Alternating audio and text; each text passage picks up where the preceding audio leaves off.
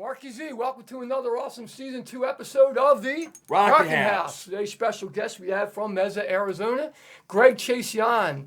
You may know him formerly from a band called Badlands back in the late 80s, 90s. That Jakey Lee, when he left Ozzy Osbourne, formed his band called Badlands. And Greg was the original bass player. We're also going to talk about his new project called the Atomic Kings today. Rock dude. Yeah, he's got a current project called the Atomic Kings, which is highly noted, and you should go out and check that out. Previous to that, the Kings of Dust, and he was the original bass player in the what I call a super band. You should all go back and check out that first Badlands album. It's smoking, and people even forgot it or didn't listen to it in the first place. That's amazing. So the amazing thing about it, and one of the musicians who I really think is one of the best hair band drummers, of course he towed duty with Kiss, was Eric Singer. So that's the forgotten musician, one of them that we forget. Of course, Jakey Lee from Ozzy Osbourne's original band. He took over Randy Rhoads' place, and we're going to ask him what's it like playing with a great guitar player like Jake E. Lee. You know, so I like musicians who basically are their own man. What I say is they're not typically a Fender or a Gibson musician. So he's a BC Rich fan and advocate. So actually, I got a friend who actually has the original guitar that was used on the Rock Store with Aerosmith. He's a BC Rich collector. He has the prototype, and maybe for a future Gearhead show, we can get my friend Mark E. Johnson on the show to talk about BC Rich guitars. So this all ties in with BC Rich, and if you have anything called the California BC Rich, Mark, they're amazing guitars. The modern ones ain't quite like the old ones, so there's a difference there. So maybe Greg could fill us in between the lines what he could tell us about his Mockingbird bass, which are more or less common than the actual BC Rich guitar. So yeah, Atomic Kings, Kings of Dust, Badlands. This guy's old school bass player. We love him, and we're happy to have him on the show. Absolutely. We're going to bring on Greg Chaisson to the Rockin' House. Welcome to the show, brother.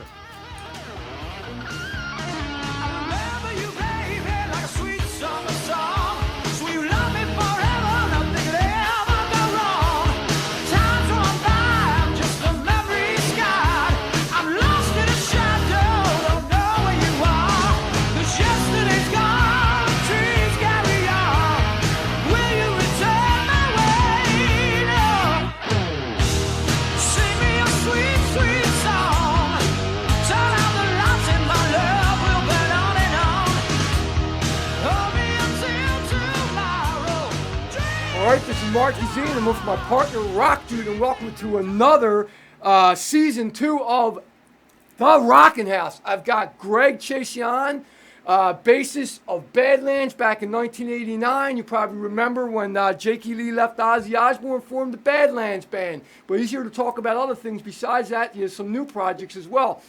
Welcome, Greg, to the Rockin' House. We're glad to have you here today, brother. Glad to be here. Awesome, man. Awesome. And I see you got some awesome basses sitting over there, but we're going to get to that in a minute. I want to talk about how things started for you as a musician in the very beginning.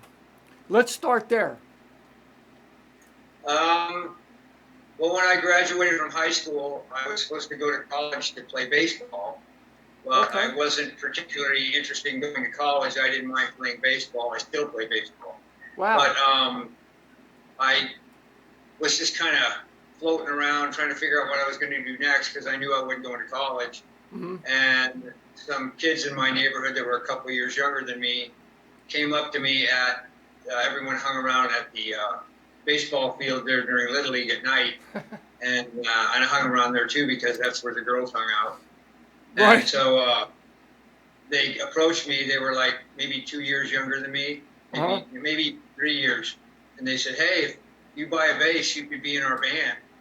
And I said, well, they said, we have an amp. All you got to do is buy a bass. So I went to the pawn shop. I had a job. So I went to the pawn shop and bought a bass for like $45 and joined in the band and played with them for a while, for a few months. And then I finally asked them, I said, why did you even ask me to be, in your band? Because I had no reputation as a musician, and I didn't really even have a particular interest in being a musician at that point. Gotcha. Okay. Well, some of the older guys keep picking on us because it was in 1971, and everyone So they had long hair, and some of the other guys were picking on them.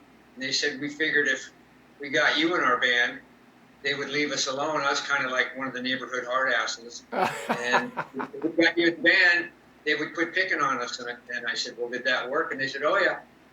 So Nice. the very first day I played with them, I was walking home with the guitar player. He was going to his house, I was going to mine. And I told him, I said, this is what I'm going to do. I'm going to be a bass player. And it took like one rehearsal, and I decided that's what I would do, and I've been a musician basically ever since. What an interesting story. I would have never, ever guessed it. I also see the baseball, pictures on the back there, and you did say you play baseball today. So I didn't think you were trying to be pro on that. So see, you never know what the story could be. That's amazing. Okay, so let's talk about playing bass. You decided you want to play bass now. So what was like maybe one of the first bands you got in? And besides that band, did you go right into a national level band, or was it like, most people with the high school thing? No, it was a horrible band, but it's like a neighborhood band. And what happened is the guitar player, we played together for about 6 months, and the guitar player, we're in Phoenix, he moved to Albuquerque. Oh. And we're going to live in Albuquerque for about a year and a half, and then I'm probably going to be moving back. His father got a job transfer. Oh. And so he said, keep playing your bass. When I get back, we'll start a band. Well, he went to Albuquerque. I put the bass in the closet, and I didn't even touch it. I took it out of the closet one time and moved it so I could get my rifle out, my shotgun. And I never even played it at all. And he would write me letters saying, are you still playing your bass? Oh, yeah, sure. Play every day. I wasn't even touching it. Well, then I get a phone call from him about a year and a half later, and he says, hey, I'm moving back in a month. And I had been lying to him, telling him I had a band set up, I had a drummer and a singer, and he was back, we're going to get a band, and I didn't realize he was actually going to move back that soon. Wow. So he's moving back, and I got to take the bass out of the closet and try to remember how to play it as poorly as I could. And I had to find a drummer and a singer. Wow. So the day I found a drummer, found a singer. Guy couldn't sing at all, but his parents would buy him a PA. We could rehearse in his garage. Right. And so we put that band together when he got back from Albuquerque. And that was the first. We just played at parties. We didn't even play. Right. We played. It was all cover stuff, but real obscure cover stuff. We didn't play any of the standard fare that was on the radio. We played all weird, deep cut, Deep Purple, and stuff that no one else played. We played Cactus and Grand Funk and Three Man Army and Stray Dogs, stuff that no one ever heard of. Okay. And that band was called Ghost Rose. Okay. All right. And eventually it graduated to where we could play a bar now and then, or in Arizona everyone did keggers, so you'd build a stage out the side of a hill, block off the road out in the desert. People would pay $5 a carload to come in. There'd be a band out there on the stage, and there'd be 50 kegs. Nice. And so people would just sit there. You get 2,000, 3,000, 4,000 people out at these keggers. Wow. And we played at a lot of those. We were like one of the main kegger bands in Phoenix. That's awesome. Okay. Then it just graduated to other stuff. Very cool. So, but still, you started getting notoriety as a bass player in a band, even though this is way early in the beginning. I mean, playing for a couple thousand people, if possible, that's pretty awesome right there. So let's move on forward into how you became into a professional level bass. You really took it serious. Well, eventually, it was around the time of the new wave of British heavy metal. Gotcha. And so I wanted to start a heavy metal band. So I got a couple friends of mine, and we started a heavy metal band called Surgical Steel. Okay. And that band in Arizona was huge. And the thing about that band is Rob Halford lived in Arizona at the time. Okay. And he would come out and sing with us. Nice. So whenever we did a gig, Rob would show up and he'd sing. And we'd play 3 or 4 Priest songs, and he'd wear the full leather regalia, the whole 9 yards. So because of that, we even got a lot of international recognition, because at that point, who has a band that has Rob Halford coming to every gig they do and sing? So this was around the time of Screaming for Vengeance. Nice. How awesome is that? And then then they kicked me out. Oh, then they kicked you out. Okay, so then where do we move on from that? What will be the next level?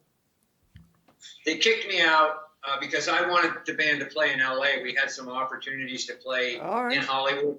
They wouldn't take them. And I pushed really hard for us to do those shows, and they wouldn't do it. Gotcha. And as I was pushing that hard, they said, well, we're going to get a different bass player. Maybe you should move to L.A. So I did. So I moved to L.A. and got in a band. The first band I was in L.A., I was in Rat for about 15 minutes. Rat? I was in Rat before they got their record deal. Their EP was about to come out. Okay. So I auditioned for Rat. I met Robin Crosby. He and I became really good friends. Nice. I got in Rat, rehearsed with them 3 or 4 times, and then I got pneumonia. Oh. And they got another bass player, a guy named Joey Chris. And then when they got their record deal, Juan decided to leave Rockin and come back to Rat. And I would have ended up being out of the band anyway. Right. After that, I joined a band called Legs Diamond, and they made quite a few records, but they had a major record deal in the 70s. Okay. And I did a tour of Texas with them, and then I left them, and then I joined Steeler with Ron Keel. And that was the first really movie band in L.A. Steeler headlined everywhere. We played every weekend somewhere in the Southern California area, anywhere from San Francisco. We played anywhere from San Francisco down to San Diego. We gigged all the time. Very awesome. And that was a good gig. Now that's amazing. All right, so now you're starting to get into name bands that people are noticing back in the day, because I know Steeler with Yngwie Malmsteen. We also had a guest was previous on here, Mitch Parry, who played with Steeler as well. You may be familiar with him. I know Mitch very well. What an awesome guy he was too. I'll tell you what, we're going to come back in just a moment and talk about how Greg got into, with Jakey Lee, Badlands.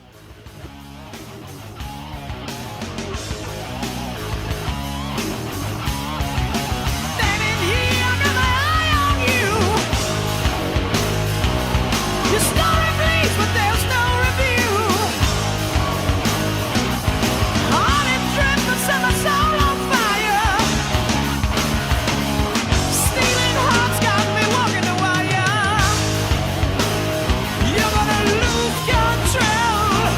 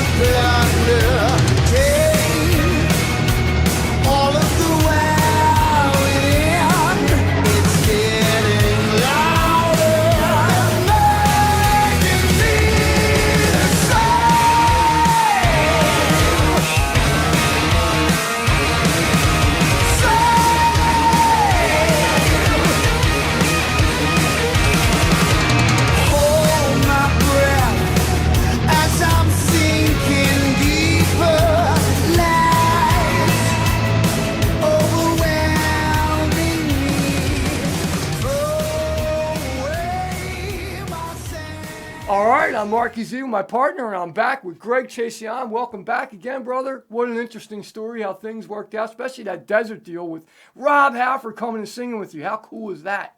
That had to have been amazing right there. But let's now go, like I said, into Badlands. How did that come about for you? How did you get that opportunity? I got the opportunity to audition for Ozzy for the Ultimate Sin record. Nice. And they flew me to Scotland Oh, wow. to audition for that record, and I met Jake there. Okay. And I had seen Jake play in L.A., and Jake's reputation was that he was the best guitar player in L.A. even before he was in Ozzy. Yeah. So I had seen him play, and I thought not only was the best guitar player in L.A., I thought he was the best guitar player I'd ever seen. Yeah. So he was kind of my favorite guitar player. So one of the reasons I actually went and auditioned for Ozzy is because Jake was in the band. Right. Yep. They flew me to Scotland. I was there for 3 weeks. I auditioned with them, but Jake and I became friends. Well, when I didn't get the gig, him and I stayed in contact. Nice. And under the fact that Jake and I would be friends even if we weren't musicians, we just have a lot of stuff in common. We're just like guys that become friends. Sure. And so he would always say, hey, as soon as I leave Ozzy, I'm going to do my own thing, and, I'll have you involved in it. You can come and check it out. That's so when he awesome. left Ozzy, he called me up. He got Ray in the band first, Ray and Eric, and then I went down and actually auditioned for his band wasn't called anything yet, but I auditioned with like 40 other guys. Nice. How awesome and is that? Got the gig and blah, blah. All right, so now we're in Badlands. Jake connected with you, stayed with you. How awesome is that? That is really awesome. True to his word of saying that, and now you're his bass player in the band Badlands, which at this point you said there's no name. So it eventually developed into having the name Badlands. So let's talk about that bass that's sitting there right there, the Stratocaster, which you have an interesting story about, which has to do with, I believe, this band. Is that correct? Yeah, well, at the time I was playing basses that looked like this. Nice. Awesome. And Badlands decided that it would be better if I had something to look more like a P bass, like this kind of thing. Right. Okay. So Rich made me this bass in like 1988.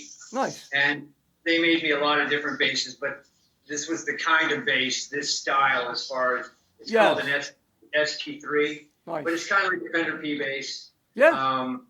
There it is. Yeah. And they made this bass for me. Now, here's the interesting story about this bass. Eventually, I left ESP and went over to, I left BC Rich and went over to ESP. Okay. And so I sold a bunch of my BC Rich basses. I wasn't using them, and I needed the money. And it kind of, I don't know where it ended up going. Well, then a couple of years ago, a guy that I became friends with on Facebook named James Burns, he contacted me and said, hey, I just bought this bass, and I wanted to know if it was yours. And I could tell it was one of mine because there's certain aspects of that I helped design that style bass for them. Nice. The neck through and the pickups and the headstock that way and the diamond inlays, all that stuff was kind of like, some of those were my ideas. Wow. So I said, yeah, that bass used to be mine. And he said, well, if you ever want to buy it, I'll sell it to you. And I said, yeah, that's cool. I'm not really interested in buying it. So about a year later, he calls me up and says, hey, I'm coming to Phoenix. My wife and I are going on vacation. We're coming to Arizona, and I want to come by and visit you at your store. I run Bizarre Guitar and Drum in Phoenix. Okay. And I want to come by and see the store, and I want to bring you your bass. And I said, what bass? And he goes, that red BC Rich ST3. I want to bring it and for you to have it. And I said, dude, I'm not really interested in buying a bass right now. And he said, well, I don't want to sell it to you. I want to give it to you. Nice. And he showed up, and he paid like a couple grand for this. Wow. And he just gave it to me. He said, it used to be yours, and it belongs to you. It should be with you. And he just gave it to me. And I was like, wow, who does that? So, so I'll have this bass for the rest of my life, along with this Mockingbird, and I have a couple other basses I'll always keep. But because James Burns was a pretty cool guy, he gave me this bass back. That's amazing. Okay, so let's talk about the other bass now, because that is your choice, right? That's the one that you said is your choice of bass. You prefer that Mockingbird type of bass, am I right? Well, this bass I bought brand new in 1980. Mm-hmm. This is called the the Tijuana cut because it has this longer horn. Yeah, that's wicked. They I love it. different variations of a Mockingbird. This is my favorite. It's all maple in really nice shape. I've never taken it on Oh tour. man, one piece I've never too. gigged on it too much, although I did. It is on one of the songs on the first Badlands album. Nice. They preferred I didn't play this style of bass, but one day I snuck it in and it's on the song Ball and Chain. Is it? So, Nice. so it's a really cool bass. I'll probably play it a little bit in my new band Atomic Kings locally, but I doubt I'll tour with it. So. And that's a one piece. It looks like that's not a neck through. That's one piece, isn't it? What this is this is one solid piece from here to here, Yep. and then these wings are added on. Okay. Now, the same thing with this. This is the same thing. This is one solid piece, and then the wings are added on. If you look on the back, Yeah. Okay. you see that. Yep. Same with this. Got it. So, Okay. And they have a longer scale. I actually like it, and they're both very mid. They have a very mid-range sort of tone, which is kind of the tone that I use when I'm playing. Awesome. Awesome. Okay. So So people was offering to buy both of them off me, but I'll never sell them. no, I wouldn't. That's history right there, right? It's not that simple. One day when I'm long gone, my daughter will get one and my son will get the other. That's awesome. That's so So they awesome. can hang it on the wall and throw darts at them or whatever. Okay, so we talked about the Badlands. We talked about an interesting story about that bass that they wanted you to play that bass, but you were able to sneak that other bass in there to play Ball and Chain on the first album, which is awesome. So cool, great song. You have a store. You mentioned that, and it's quite a nice music store. Let's talk a little bit about that. How did that come about? That you were able to obtain a nice music store. Well, before I moved to LA, the guy that owned that store was a guy named Bob Turner. And he and I were friends. We played in bands together. As a matter of fact, I'm going to send you a picture of him and I playing together. Nice. And I'm playing this Mockingbird. He's got a purple Mockingbird guitar. Nice. But when I moved to LA, we stayed friends. And then when I moved back from LA in '96 back to Arizona, Yeah. I worked at the store in that store for a while with him. Okay. He passed away in September of 2015. Oh, sorry to hear. And his widow owns the store now. And in his will, he had in his will, if he passed away, that he wanted me to manage his store for him. So Okay. in 2015, in October, I became the manager of that store. The caveat to that story is I was just getting over cancer myself. Oh. So I had stage 4 tongue cancer. Oh my God. So I had been going through all this cancer treatment the summer of 2015. He passes away at the end of September. On October 4th was my last cancer treatment. On October 5th, I started running that store. Wow. What an And interesting I've story. been there ever since. Wow, that's awesome. And he left that in his will for you to be the manager. That's very cool. And God rest his soul, rest in peace. Yeah, That's his widow and I are really good friends. She's like a sister to me. Nice. And she trusts me, and she takes good care of me. I take good care of her store. That's awesome. It's a good situation. It's a big store. It's around 6,000 square feet. Wow. We probably have anywhere from 12 to 1,500 guitars at any given time. Wow. And it's one of the bigger independently owned guitar stores around. Yeah, I've seen pictures of it. I've been checking out things since before we did the interview today. That store looks almost the size of some Sam Ashes. Almost It's that a big big. store. Yeah, it's a big store. How awesome. Awesome, man. All right, well, I'll tell you what, we're going to come back and we're going to talk about some other projects he's got. Kings of Dust is one of them, but then we'll also talk about Atomic Kings in just a minute. We'll be back. Leaves have changed their color. Winter's on its way. I'm looking for the sunny part of town. I'm leaving on. I hear the wicked cold winds call me.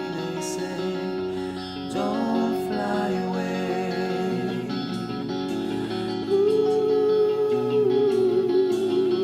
oh.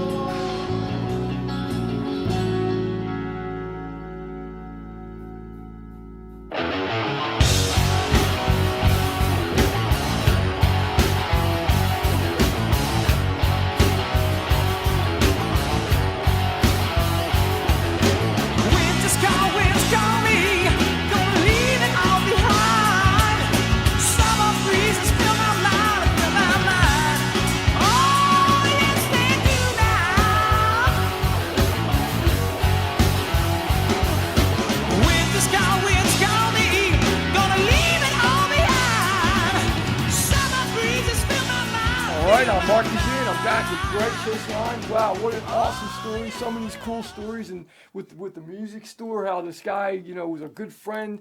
You were able to get it as a manager because he left it in his will for that. And then, of course, the great stories you talked about, those two bassists sitting right there. There are fantastic stories that are history right there. Now let's talk about Kings of Dust. Was that something that came directly after you were not with the Badlands, or was it maybe the Red Dragon cartel that was before that happened? What would be the order of that in your life of bands? I moved back to Phoenix in 1996, and Okay. I just would go back and forth between LA and San Francisco and playing other people's records. Got it. I put Okay. solo record, all that kind of stuff. Nice. Then in 2014, Jake called me and asked me if I wanted to play bass in Red Dragon Cartel for their tour. Nice. And so I said, yeah, I wanted to do it. My kids had never had the opportunity to see me, playing in something on a national level. They just seen me playing in cover bands. Right. And so I got back together. Jake and I hadn't even seen each other in about 15 years. We would talk, but we hadn't actually seen each other. Wow. So I got together, joined the band, but then at the end of that tour is when I came down with cancer. Oh. So I had to leave so I could do my cancer treatment. Before I joined Red Dragon Cartel, I had a band with just some musicians in town, and it went through different names. First it was called Prehistoric Steamroller, then it was called Deep Black Lead, and it was basically me and Mike Petruno played guitar, a guy named Donnie Fargo played drums, and then we just were kind of doing a thing to maybe record a record. Nice. Well, along Okay. the way, we changed members a few times, and in the end, we got Jimmy Taft on drums, who I still play with. Yeah. Ryan McKay on guitar, who I still play with. Yep. And then we had the singer, and then that became Kings of Dust. Got it. And we Okay. put out a record that came out on March 13th, 2020, which guess what else came out on March 13th? COVID-19 epidemic. That's the day. That's our timing. We had perfect timing to. So all of our touring plans went right out the window. That sucks. So man. we just started writing new songs. Yeah. Along the way, we decided that we wanted to, for a whole myriad of personal reasons, we decided to change singers. We decided to part company with the singer from Kings of Dust. Right. We got a new singer named Ken Ronk, and we decided that we would change the name to kind of distance ourselves from whatever drama was going on with Kings of Dust, and we decided to change the name to Atomic Kings. Got it. Sure. We've been writing songs. We have about 13 songs written. We're going to go in the studio in September, Nice. do a record. The record will be out the end of the year. I have a great band. Ryan's a great guitar player. Jimmy's a great drummer. And Ken is like a fantastic singer. Writing songs and all that stuff is so easy right now. And Ken has the kind of voice that really fits in with the kind of stuff that we write. So Very awesome. Atomic Kings is where it's at for me right now. Awesome. Okay, so that's what's going on with that. But right now, we don't have anything that's out yet because, like you said, you go in September to record things for this new project. Correct. Yeah. As soon as I have something, I'll send it off to you. That'd be awesome. That'd be so awesome because I'm looking forward to hearing it. And I saw you had a show booked, was in Texas, right? And you guys had unfortunately, I don't know what the circumstances were on that. You guys are about ready to do I guess that was your first show live with the Atomic Kings? We were going to be playing Atomic Kings. We're going to be playing in El Paso, but what happened is we got an opportunity to do this TV show in LA. Oh, okay. It's called Breaking Band, and it's about bands how they survived during the COVID thing. So we're going to be going to do that. We play 3 songs or so, and then they do interviews about what we're doing. So we're going to be doing that, but we are playing in Dallas on July 3rd. And we have some other shows booked. We're playing at a festival in Phoenix, Nomad Fest, on November 13th, a Saturday. Nice. We're going to be third on the bill for that. Okay. And with Gods and Monsters will be the headliner. Nice. So there'll be a lot of great bands on that bill. So we do have, and I think we have a show. We're going to be doing a show in Vegas, one in LA at the Whiskey, and one in San Diego. They're just not. We haven't finalized the dates yet, but I know our manager's working on all that. So we do have some shows coming up. Mm-hmm. And if you have a chance, check out Atomic Kings. If you like 70s style hard rock in the vein of, Zeppelin and Deep Purple and even what Badlands did, you might like what we do. Oh yeah, absolutely. I definitely. I grew up with that stuff, so yeah, that's in my vein, no question about it. I'm totally looking forward to it. I'm sure everybody else is going to be looking forward to this new project coming out very soon. The Atomic Kings. It's going to be an amazing band. The lineup, awesome musicians from what I see and what I understand. I'm really looking forward to it, and we'll keep you guys posted on that. Also, I want to talk about a couple other things, and then we'll pretty much wrap this up today. What about amplifiers? Like I noticed, like I see you with different pictures with different amps. But what's your, what is your preference that you prefer as a stack, as an amp that you prefer to play as a bass player? Well, all through Badlands, Seymour Duncan made me a Nice. bunch of 810 cabinets. I had like 8 of them. Nice. And he made me some heads that I really liked. And then over the course of time, I've been using Ampeg, Nice. SVT, Wow. Heritage tube head. I signed a deal exclusively with Crunch, KRUNCH cabinets Okay. and cable. And they are making me 2 412 cabinets, and Nice. there's selection speakers, and I actually tried out their 212. It sounded killer. Wow. So I've used 10s, since 1988, and now I'm going to switch to 12s. Cabinets are really well made. They sound great. I'll be using them certainly when we play around here, and when we head off to Vegas and to LA, I'll be using those as well. Yeah, but check them out if you get a chance. Crunch. Yes. Cabinets and cables. Great stuff, great workmanship. I couldn't be happier. And I normally don't really sign with anybody. I have a deal with Doggone It Strings. It's a string company I use. Really? And they're making me a signature model, Nice. a signature set of strings, and then these Crunch cabinets. And I'm pretty well covered, so yeah. Sounds awesome. All right, well, And Greg. I'll keep my SVT head on top of that. And if they decide to make a head, I'll check that out. But right now, it's hard to beat an SVT. No, man, they're killer. I even played them when I practiced in places where you pay like by the hour to rehearse, and they had those heads. They rock. They're awesome. Yeah. Power. Absolutely. Yep. Well, Greg, I'll tell you what, we're going to finish the show right here, and I'm just going to ask you about when you played with all these different bands. I know it's probably hard to answer this question, but was there a particular place that in your time, in your life as a bass player professionally, maybe with Jakey Lee, were like a moment on the stage that you would be like, that was the most incredible moment I've ever experienced playing bass on a stage with a band? Well, the weird thing about Badlands, it was such a great band to be in, and almost every night when we'd play, and we probably did 300 shows in the course of our career, Wow. there'd always be a moment during that show where I'd go, man, I'm in the best band in the world. I'm in a band with Ray Gillen, who is, in my opinion, the best singer of his generation and the best singer of other generations. Agreed. Whether it was Eric or Jeff on drums, they were both great drummers. And like I said, Jake's my favorite guitar player. Most people don't get to be in a band with their favorite guitar player. So I had a lot of those moments, like at every gig, where I'd be like going, can't believe I get to be in this band. Nice. One of the things that I like about Atomic Kings is I kind of have that feeling when I play with those guys. Nice. I feel like I'm really lucky to play with musicians that are that skilled and that knowledgeable about the style of music we play. Yep. And are that authentic. Badlands was a very authentic band. We played what we felt. Yep. We weren't trying to be anything other than what we were, and we did it really well. Atomic Kings, the same thing. We don't try to dress it up. This is what we are. This is who we are. This is what we do. And this is where it is. All right. Well, Greg, we're going to end right there. And that was awesome. I appreciate you coming to the Rockin' House today. It was great to have you. I hope we'll have you back someday.